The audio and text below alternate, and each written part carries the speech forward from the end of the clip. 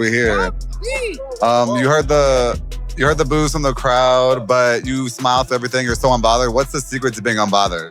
I'm not worried about what they booing and what they saying. Come fight night, you know what I mean? It's gonna be me and Canelo, not me and the crowd. Now, Canelo is the bigger guy, right? But he ain't the bigger guy. When a fighter jumps up 2 weight classes to face someone like Canelo Alvarez, people usually expect him to have the advantage. They think his team will be cautious, maybe even a bit nervous.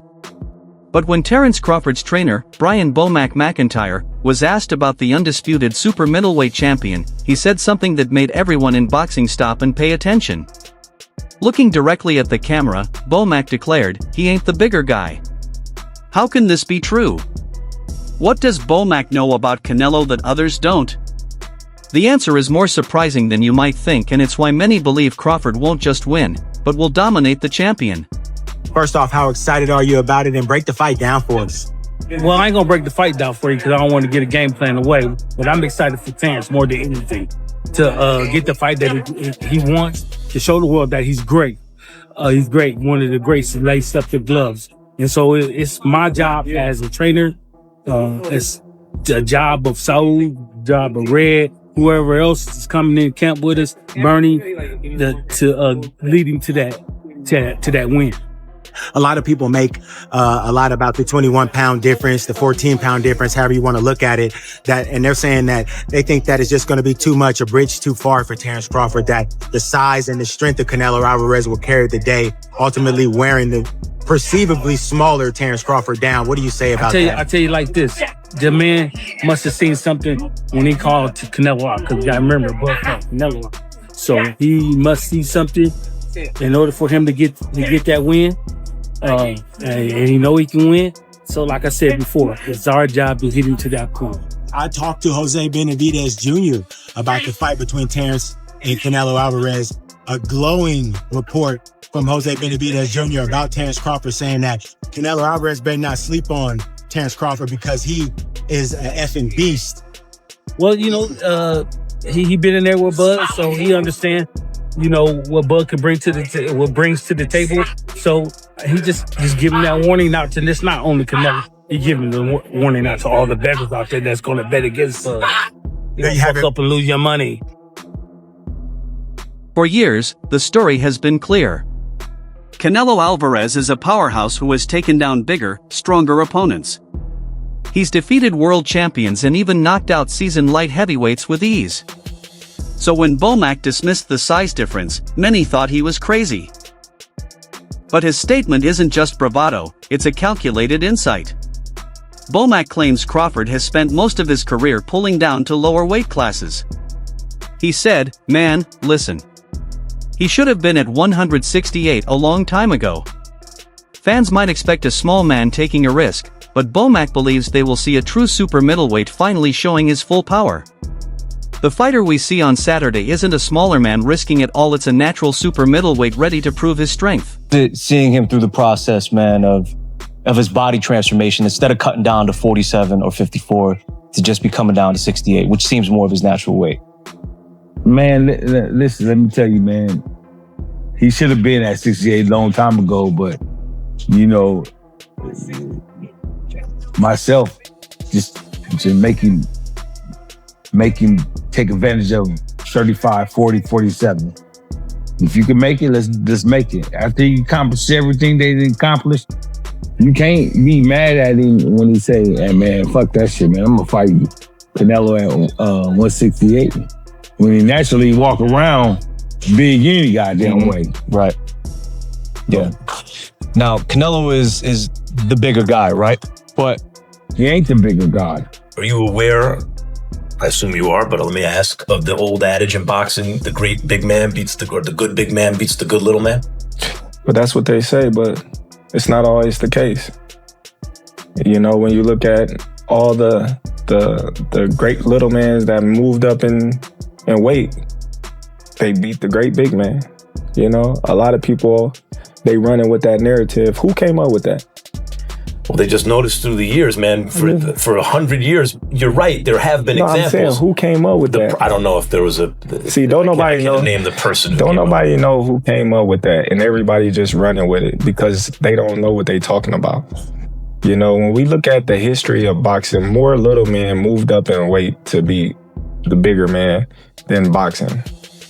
More little man. When you talk about Floyd Mayweather, when you talk about De La Hoya, when you talk about Pacquiao, when you talk about Sugar Ray Leonard, when you talk about Roberto Duran, when you talk about Canelo Alvarez, when you talk about Terence Crawford, when you talk about Shakur Stevenson, I can name fighters for days that was smaller, that moved up in weight consistently and was successful. But even if Crawford is at his natural weight, what about Canelo's legendary power? That kind of power has knocked top fighters to the canvas and changed fights in an instant. That's definitely something to consider. When asked about it, BoMac remained calm and confident. His response was simple: I don't give a damn about that power. He believes Canelo's strength won't be the key to victory. It will be ineffective against their game plan. This isn't just bravado. It's a calculated strategy that BoMac says will neutralize Canelo's biggest weapon. Surprisingly, their plan isn't centered on exchanging punches, it's something different entirely. That's what Mac, the power coming from Canelo, everyone is questioning whether or not Terence has the chin to stand up to it just because he's never fought at this weight before. Do you expect Canelo to be the biggest punch that Crawford has taken? And is there a way to train for that? Well, I'll tell you what, we ain't been in there with him, so we don't know. So when the power do comes, if it ever do come, we'll deal with it when it comes. Is there certain defenses that you're working on specific for Canelo to neutralize that kind of power? Yeah, hit and not get hit. I think the IQ is what's going to be the factor in the fight. The IQ, even if it's counter punches, if it's the lead, if it's footwork or whatever, if it's pressing, it's going to be the IQ. You know, can he press effectively? Can he counter punch effectively? You know what I'm saying? You can do all that and not be effective. So that's where IQ comes in. So if it's not about size or power, what is the secret? When a reporter pressed BoMac on how he plans to prepare Crawford for a bigger opponent with knockout potential, he gave a one-word answer: timing. This fight, in their view, won't be a war of attrition. It will be a showcase of boxing intelligence. BoMac believes Crawford's extensive amateur experience has given him a boxing IQ far beyond Canelo's.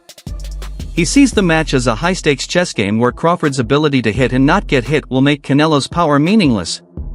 The plan is to outsmart, outmaneuver, and outtime the champion, turning his greatest strength into his biggest frustration. What happened next surprised everyone.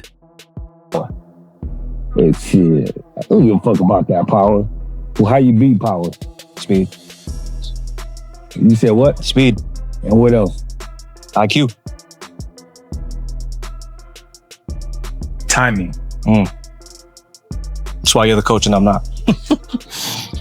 I mean, you make some good, you got some good answers, but that power ain't gonna be able to sustain throughout the fight. Watch. And he usually slows down between 6 and 7. You slow down, that's a fucking wrap. The psychological tactics don't stop there. BoMac has also pointed out what he sees as Canelo's hidden weakness: stamina. He publicly predicted that by the 6th or 7th round, Canelo would start to tire, and that's when Crawford would take control and finish the fight. This prediction has sparked heated debates online, with some analysts defending Canelo's endurance. But the seed of doubt has been planted, adding another layer of mental warfare to the buildup. You already know that everybody or many people saying that, I don't know if the left one, the right one, or both, but somebody says that you have some kind of problem in any one of your shoulders. Can you just clarify what is your position about those rumors? Yeah, my shoulder messed up, everyone. So don't tell Canelo. Maybe the right, maybe the left, but it's both of them. I'm having problems with my shoulders. Shh, keep that under wraps. There's rumors you've got a shoulder injury. Do you have a shoulder injury, or is that just rubbish? Where I got a shoulder injury, I don't know. I think people coming up with their own, antics. You know, Terence Crawford got sober, Terence Crawford out of shape, Terence Crawford stole, Terence Crawford. Yeah, they coming up with all kinds of stuff. Are you feeling a difference in power now you've moved up and you're at your natural weight? You know, power is definitely going to come with it. You know, that's not. As if the mind games weren't enough, rumors started circulating that Crawford was hiding a shoulder injury. The whispers grew louder, threatening to jeopardize the biggest fight of the year. When Crawford was asked about the rumors, he didn't deny them. Instead, he smirked and said, "Yeah, my shoulder's messed up, everyone. Don't tell Canelo." Was this a bluff? A clever tactic to make Canelo underestimate him? Or was Crawford genuinely hurt? The mystery adds even more tension to a fight already thick with anticipation. Crawford's camp is pulling out all the stops inside and outside the ring to gain a mental edge. We never 100%. What percentage are you? I'm gonna say 70. Really? Yeah, The 2/3 chance you'll win. of course. I'm always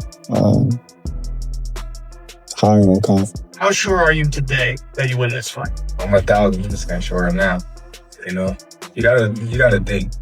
You know, going into a fight, you don't know what's going to happen. You can get injuries. He can get injuries. Like, there's so many things that goes on in a boxing match. You know, the judges, the ref, like, just everything, preparation. So you're not 100% sure. If a fighter say, "Oh, I'm 1,000% sure," you know, they lying. Because you got to go out there and perform at the end of the day. And I'm more than ready to go out there and perform this Saturday. Despite being the betting underdog, Crawford's confidence has only grown. He once said he was 70% sure he would beat Canelo, but as the fight neared, he increased that to 1,000%. This isn't just self-promotion, it's a man on a mission. Crawford has been told throughout his career that he wouldn't reach this level, and now he's on the verge of making history. He's striving to become the first male boxer to be an undisputed champion in 3 different weight classes. To him, this isn't just another fight, it's his legacy in the making.